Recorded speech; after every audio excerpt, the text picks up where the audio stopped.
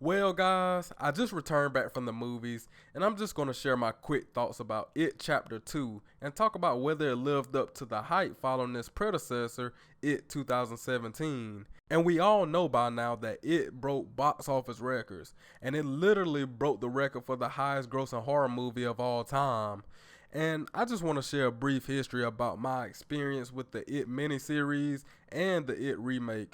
So, I thought the miniseries had some cool elements, but it's just dragged on, and I wasn't impressed, and I thought it was a little bit dated. It's not something that I'll rewatch or buy on Blu-ray, but I found some good things about this movie that I did enjoy, and one of those things was Tim Curry. I thought he did a great job for what it's worth.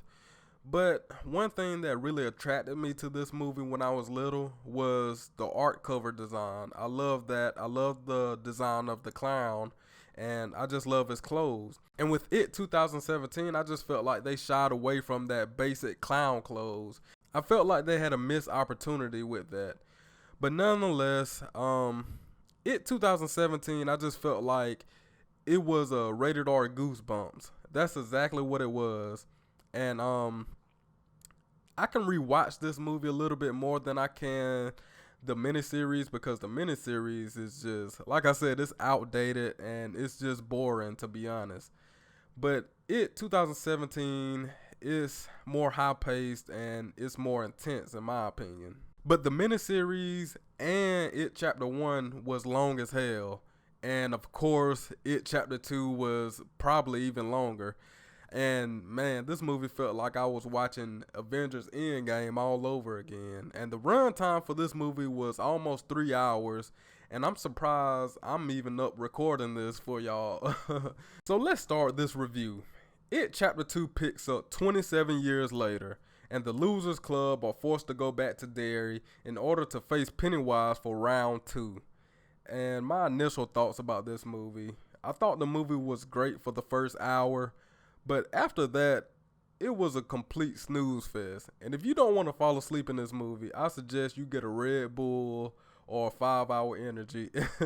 And but yeah, I just felt like they did too many unnecessary flashback sequences, and they rely heavily on these teenage actors. I mean, we got enough of those in the first It movie, and even when the adults got screen time, the acting performances were minimized by the stupid scare scenes. And speaking of scary scenes, this movie has a lot of jump scares, almost too many jump scares, and many of those scenes didn't even have Pennywise in the forefront.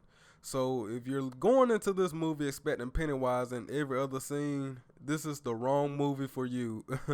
I felt like the director thought Pennywise was shown way too much in 2017, and they just wanted to minimize his character on screen this time. If anything they wanted to minimize, it should have been the comic relief. The jokes didn't hit at all, and by the way, using cuss words don't make jokes funny. The only thing that was funny was the ugly CGI monsters. It's literally like you're watching a Goosebumps movie. That's why I never really liked Stephen King books or movies, because it's just too much supernatural stuff for me personally. Some people like that, some people don't. It's not my style of horror. And at the end of this movie, you get to see all kind of supernatural stuff go on, especially with Pennywise and that spider combination. That's just something that definitely turned me off, and I knew it was coming because it was in the miniseries, but the miniseries was awful too with that spider, and I just don't understand it. I know I'm being negative, but I did find some redeeming qualities in this movie.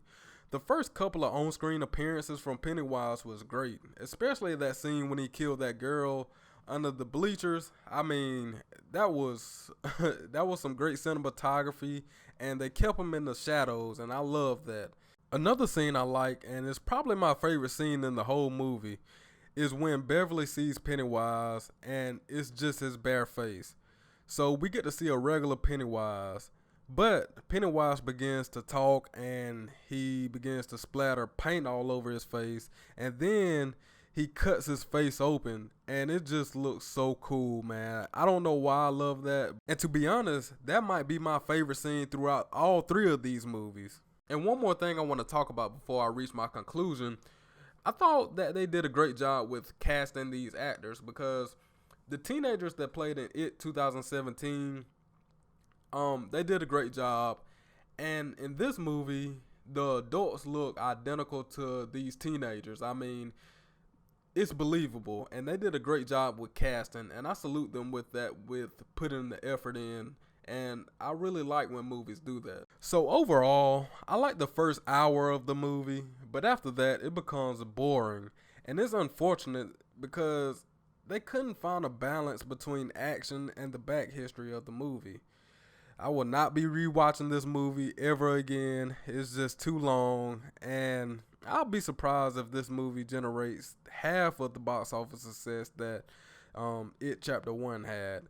So yeah, share your thoughts down below. Let me know, what did you think about It Chapter 2? It definitely did not live up to the hype that It Chapter 1 did, but that's just my opinion, and I want to hear your thoughts. Make sure you subscribe for more horror movie discussions. Be safe. Peace.